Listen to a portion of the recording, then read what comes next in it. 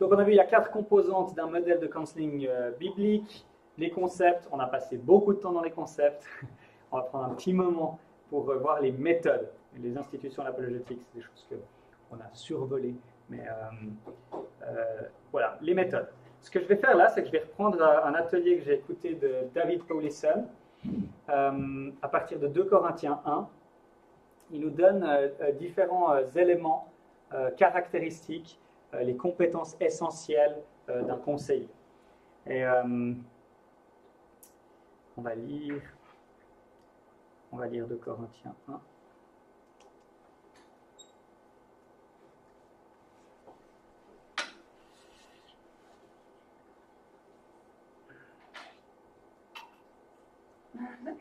À partir du verset 3. Béni soit Dieu, le Père de notre Seigneur Jésus-Christ, le Père plein de compassion et le Dieu de tout réconfort. Il nous réconforte dans toutes nos détresses, afin que nous puissions réconforter ceux qui se trouvent dans la détresse, grâce à l'encouragement que nous recevons nous-mêmes de la part de Dieu. En effet, de même que les souffrances de Christ abondent pour nous, de même aussi c'est par Christ que notre réconfort abonde. Si nous sommes dans la détresse, c'est pour votre réconfort et pour votre salut. Si nous sommes encouragés, c'est pour votre encouragement, pour vous permettre de supporter les mêmes souffrances que celles que nous endurons. Et notre espérance à votre sujet est aussi... Et notre espérance à votre sujet est ferme, parce que nous savons que si vous avez part aux souffrances, vous avez part aussi au réconfort. En ce qui concerne la détresse que nous avons connue en Asie, nous ne voulons en effet pas vous laisser ignorer, frères et sœurs, que nous avons été accablés à l'extrême, au-delà de nos forces, au point que nous désespérions même de rester en vie. Nous avions intérieurement accepté notre arrêt de mort, afin de ne pas placer notre confiance en nous-mêmes, mais en Dieu qui ressuscite les morts. C'est lui qui nous a délivrés d'une telle mort et qui nous en délivre encore. Oui, nous avons en lui cette espérance qu'il nous en délivrera encore, et vous y contribuerez vous-même par la prière.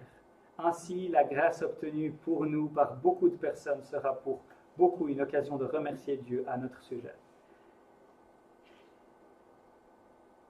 Je crois que je vais m'arrêter là. Si jamais on reviendra.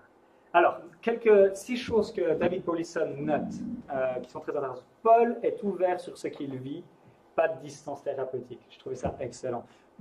Si tu te formes dans le monde, il faut qu'on t'apprend à garder une distance thérapeutique. Moi, j'ai appris ça. Il faut maintenir une distance qui te permet de pouvoir encore accompagner la personne. La Bible ne parle pas de ça, d'accord? Paul, il est ouvert sur ce qu'il vit. Il ne met pas une distance entre lui et les personnes et les Corinthiens qui l'accompagnent. Nous, dans le counseling biblique, on ne met pas de distance avec les gens. Donc, en tant que conseiller, on va partager nos témoignages. On va dire, ah, mais moi, j'ai vécu cette souffrance et voilà comment Dieu a agi. Et puis, ah, mais je comprends ce que tu vis parce que j'ai peut-être, ou bien, enfin, d'être ouvert. Et puis, il n'y a pas c'est pas ce truc où je suis un expert et puis l'autre, puis moi, j'ai fait une formation en counseling biblique, puis j'ai des techniques que je vais pouvoir pratiquer sur toi. Non, on est ouvert avec qui on est.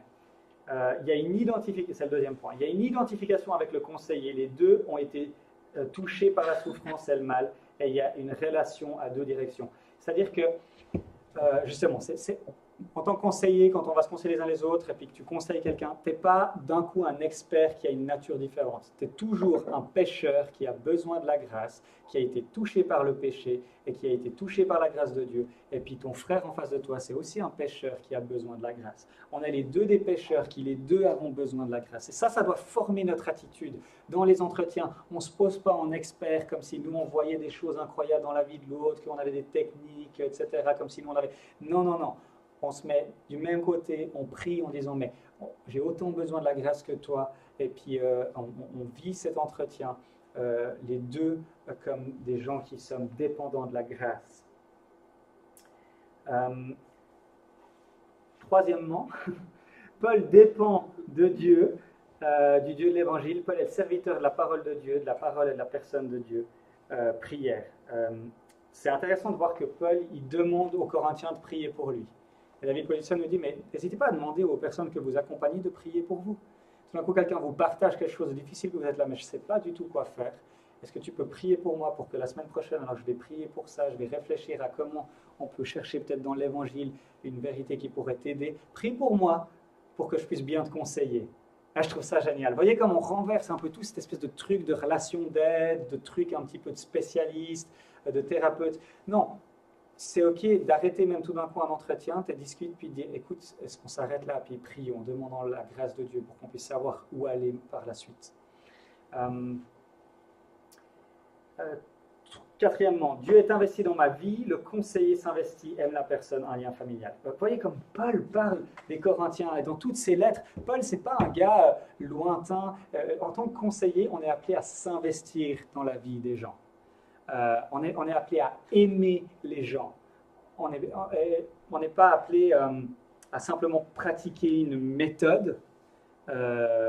On suit des étapes et puis ça va aider la personne. On n'est pas en train de faire de l'art où en fonction de ce qui va arriver, je suis créatif puis je vais trouver des solutions. Non, on est en train d'aimer les gens, de les aimer afin qu'ils puissent mieux comprendre l'amour de Dieu et mieux apprendre à aimer Dieu et à aimer les autres. Et puis, tout comme Dieu s'est investi dans nos vies, Jésus, Dieu est lui-même devenu un homme en Christ, il est mort à la croix pour nous, il est ressuscité pour nous. De même, dans le conseil, on va s'investir dans la vie de la personne. Donc, ça veut dire que certains conseils vont aboutir à ok, je vais venir, on va venir des fois t'aider à faire le ménage, on va mettre en place des gens dans l'église qui vont peut-être venir t'aider à gérer tes finances pour que tu puisses sortir de tes dettes. Enfin, je veux dire, il y a une mobilité. C'est pour ça que ce n'est pas un conseiller non plus, c'est forcément une personne. Moi, j'encourage, ne faisons pas des relations juste une à une, mais soyons 2, 3, 4 à conseiller une personne. Et puis, parce qu'on a différentes ressources pour pouvoir accompagner et aider la personne. Et surtout, l'église locale est le meilleur contexte pour le counseling biblique et pour avoir une église qui va servir, aider concrètement une personne. On lisait des exemples de counseling et puis c'était génial. C'était l'exemple d'une maman qui faisait une dépression après la naissance de son enfant qui n'en pouvait plus. Toute l'église a pu se mobiliser. Une dizaine de mamans ont passé, ils ont amené des repas. Enfin voilà, il y a tout un truc qui peut se mettre en place. On est appelé à aimer les gens. Et cinquièmement, Paul prend l'initiative dans la relation de counseling. Il n'attend pas que les gens viennent à lui pour qu'il demande de l'aide. D'où est-ce qu'il tire cela de Jésus? Ça, c'est intéressant de dire. Souvent dans l'Église, naturellement, on voit que le frère, il a un problème, la sœur, elle a un problème dans sa vie, mais on se dit, bon, je vais attendre qu'il vienne me demander. Et puis en Suisse, on a vraiment cette attitude. Jésus a pris l'initiative, il n'a pas attendu qu'on lui demande la grâce, il n'a pas attendu que les hommes disent, Seigneur, on aurait besoin de ta mort expiatoire et propitiatoire et de ta résurrection, s'il te plaît, si tu ne voudrais pas venir. Si Jésus avait attendu qu'on demande ça, on serait toujours dans nos péchés, on irait en enfer. Non, Dieu a pris l'initiative et nous sommes appelés à prendre des initiatives les uns avec les autres dans la vie des uns des autres. Et que Dieu nous vienne en aide pour qu'on puisse s'aimer plus, aimer Dieu plus pour qu'on puisse plus faire ça. Mais ça coûte, et Jésus, ça lui a coûté de faire ça. Les gens ne l'ont pas accueilli quand il a pris l'initiative de venir nous sauver, ils l'ont rejeté. Et ça veut peut-être dire que nous, on sera aussi rejetés quand on va prendre l'initiative. Maintenant, on doit le prendre avec humilité, avec amour, avec tact, avec pertinence. Mais prenons des initiatives. Voyez comment le counseling biblique, et pourquoi on parle de counseling biblique et pas de relation d'aide, c'est justement pour distinguer toutes ces choses. Dans beaucoup de modèles de relation d'aide soi-disant chrétiens, en fait, ils ont repris des théories et des méthodes non chrétiennes et ils ont juste mis un vernis de christianisme dessus. Mais quand on voit ça, ça n'a rien à voir. Vous allez entendre des chrétiens, des thérapeutes chrétiens qui parlent de distance thérapeutique, qui parlent de ce genre de trucs, mais tu ne peux pas, en tant que chrétien qui conseille, faire ça. Ça veut dire que tu as abandonné ta vision chrétienne du monde pour prendre une vision non chrétienne. C'est mal. Donc, quelles sont les compétences essentielles à développer pour aider nos frères et sœurs? Alors là, je vais donner de nouveau un peu à ce qu'il a dit. C'était vraiment un atelier très intéressant. Et puis, c'est les questions que vont se poser une personne avant qu'elle vienne nous demander de l'aide. Puis cette personne, elle va se poser la première question, est-ce que j'ai besoin d'aide et est-ce que je vais demander de l'aide? La personne, elle va dire, est-ce que je vais venir te demander de l'aide à toi? Et puis, ce qui va faire la différence, c'est l'attitude qu'on aura eue envers cette personne. Ce qui fait que quelqu'un va venir vers toi pour te demander de l'aide, c'est que tu l'auras aimé, tu auras été compatissant avec, tu auras été douce, doux, aimant. Hein? C'est toutes ces choses qui vont faire que ça va faciliter pour une personne de venir demander de l'aide. Ces différentes touches d'affection qu'on aura pu donner à cette personne. La personne, elle sait qu'en venant vers vous, elle ne va pas être jugée, elle va pas, vous n'allez pas la regarder de haut, parce qu'elle a vu des choses en vous, elle a vu que vous étiez humble, que vous saviez à quel point vous étiez pécheur, détestable, mauvais, vous ne faites aucune illusion sur vous-même, et puis que vous savez à quel point vous êtes dépendant de la grâce, et du coup que c'est la grâce que vous allez donner, et pas un jugement. Voilà, ce genre de choses. Rappelons-nous, c'est notre attitude de manière générale, certaines remarques, certaines blagues racistes, certains commentaires où on va dénigrer des gens qui n'arrivent pas à faire certaines choses, c'est des choses qui vont empêcher des frères et sœurs de venir nous demander de l'aide. Et c'est pour ça qu'on doit vraiment faire attention dans notre comportement, comment dans nos attitudes, et puis que Dieu nous vienne en aide. On a besoin d'aide pour qu'on puisse, dans toutes ces choses, modeler quelque chose qui va faciliter, qui va rendre plus facile aux frères et sœurs en Christ autour de nous de venir nous demander de l'aide. Est-ce que je peux te faire confiance? Est-ce que j'ai des raisons de te faire confiance? La personne va dire, ok, est-ce que je peux voir d'une manière ou d'une autre que tu tiens à moi? Est-ce que tu t'intéresses vraiment à moi? Est-ce que je peux te faire confiance, te partager des choses sans avoir peur? Ça, c'est une question que la personne va se poser. Maintenant, imaginons que la personne, elle vient nous demander de l'aide. Elle va aussi se poser la question, est-ce qu'elle va être honnête avec vous?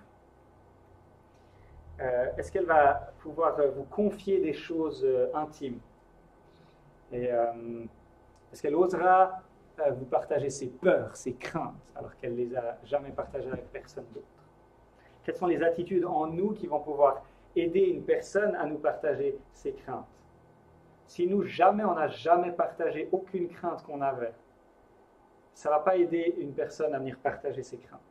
Est-ce qu'on est le genre de personnes qui sommes vrais avec ce qu'on vit et puis qui pouvons dire, écoute, ouais, moi je lutte avec ça, j'ai ces peurs, j'ai cette opération ou j'ai ce grand défi au travail et j'ai peur, je stresse. Est-ce qu'on est des gens où la personne, elle osera être honnête avec nous? Est-ce que nous, on est honnête avec les gens?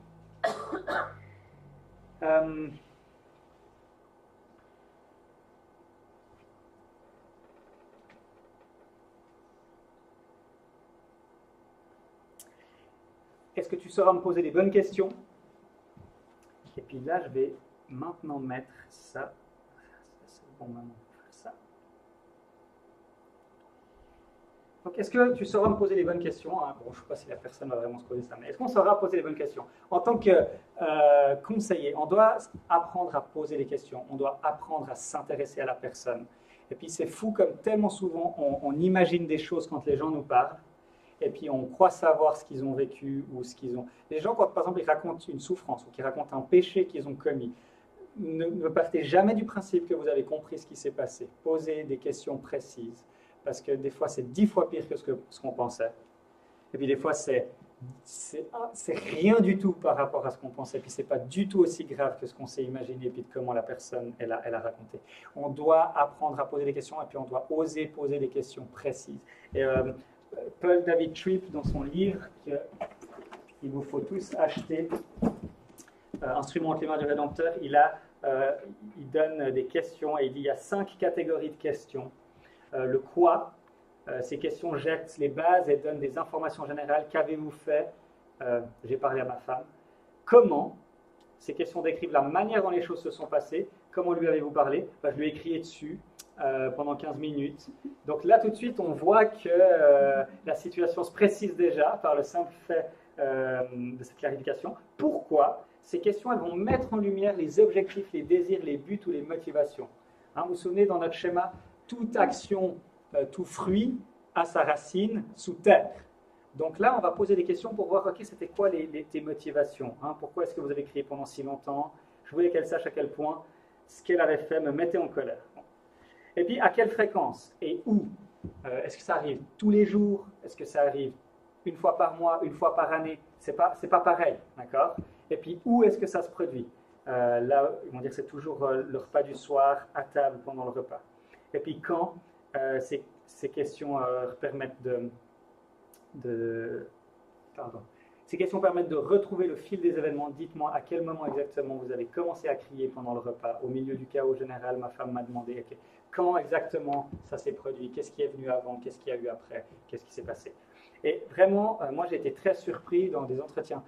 Il faut vraiment oser poser des bonnes questions et on doit se préparer à poser des bonnes questions. Alors le mieux c'est de faire des entretiens. Si on veut conseiller des gens, on doit être conseillé hein, et puis voir comment quelqu'un nous pose des questions, mais aussi se préparer à avoir des questions qu'on va poser. Là il y a aussi les questions sur la situation, sur les réactions, les pensées, les motifs. Si vous prenez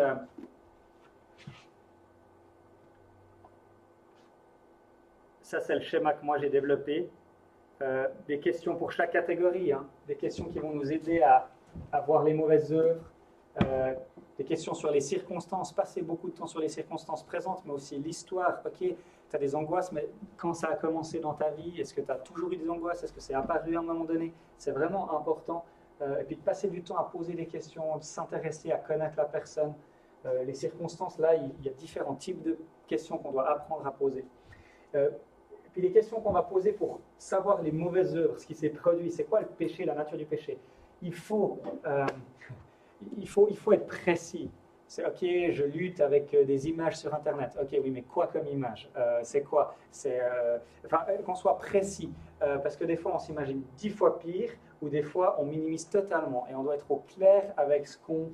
Maintenant, il faut poser des questions pour que la personne soit à l'aise, et il faut que la personne soit à l'aise de pouvoir répondre aux questions. Donc, il faut le faire avec tact et avec amour, mais on doit être au clair de savoir. Et ensuite, quand on veut savoir, ok, c'est quoi le désir qu'il y a derrière? Parce que nous, peut-être, on commet le même péché que cette personne, mais lui, il le fait pour des raisons totalement différentes de nous. Et c'est important qu'on puisse apprendre à poser des questions sur c'est quoi les désirs qui le motivent. Et après de dire, ok, c'est quoi ta réflexion, c'est quoi ta logique, c'est quoi les mensonges, c'est quoi tes pensées, c'est quoi qui t'anime quand tu fais ça, comment tu justifies ces mauvais désirs et ces mauvaises œuvres. Puis après, des fois, on va voir, hein, en fonction des circonstances, dans les expériences passées qui nous ont amenés à interpréter, puis à croire ces mensonges, etc. Mais pour chacune de ces catégories, on a des différents types de questions et on doit apprendre à poser des questions. Bon, je m'arrête là, on pourrait.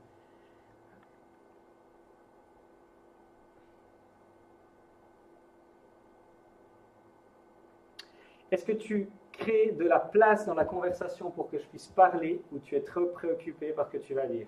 Et ça, vraiment, qu'on apprenne à écouter, c'est tellement dur. On est pécheur quand on conseille, et puis des fois, on se réjouit tellement de pouvoir annoncer l'évangile, pour pouvoir donner un conseil, qu'on oublie d'écouter la personne. Et on doit faire vraiment, on doit se reprendre, et puis il faut que la personne, elle sache que quand elle va venir, on va vraiment l'écouter, on va vraiment chercher à savoir ce qu'elle vit. Et puis on ne va pas juste être là pour lui balancer des vérités. On va annoncer, on va donner des vérités. Mais une fois qu'on aura bien compris la situation, et puis on va donner des vérités qui s'appliquent à la situation. Est-ce que vraiment tu me comprends? Est-ce que tu comprends ma vie? Ok. Bon, c'est un peu ce que j'ai déjà dit. Ok. Est-ce que la personne, elle va mettre en pratique les conseils? Donnons des missions. C'est très important quand on conseille les gens de donner des leçons. Dire, ok, pour la prochaine fois, tu lis ça. Pour la prochaine fois, tu remplis ce schéma. Tu réponds à ces questions. Les leçons, c'est vraiment une partie essentielle. Et puis, il faut les adapter aux personnes en fonction de ce qu'ils peuvent faire, ce qu'ils ne peuvent pas faire. Il faut aussi, pas donner trop, mais pas donner non plus pas assez. Est-ce que je vais continuer à persévérer dans l'obéissance? Vous allez réaliser que Jésus-Christ... Non. Ok, bon. Je ne sais pas quoi dire sur ces trucs, c'est des notes de... Ok, donc voilà, c'était quelques éléments sur comment accompagner. Ce qu'il faut qu'on sache, c'est que Jésus, c'est notre modèle dans les méthodes. Et puis la méthode, c'est aimer les gens. D'accord? Le truc le plus important, c'est qu'on aime la personne qu'on conseille. Et c'est très facile dans le conseil de nous aimer nous-mêmes et de vouloir être celui qui aide. On ne sera pas celui qui aide. On ne sera qu'un outil entre les mains de Dieu qui va nous utiliser peut-être pour aider cette personne. Mais apprenons dans les entretiens à aimer Dieu, à aimer les autres et à ne pas nous aimer nous-mêmes. Et puis, enfin voilà, Si vous vous énervez quand votre conseil tombe à côté, c'est un signe que vous n'êtes pas en train d'aimer la personne et puis d'aimer Dieu. Donc le point, c'est vraiment d'aimer la personne et d'aimer Dieu dans la relation pour qu'elle puisse devenir semblable à Christ. Donc voilà, la méthode, c'est de ressembler à Christ, donc comme on conseille, et puis d'aimer les gens comme lui nous a aimés.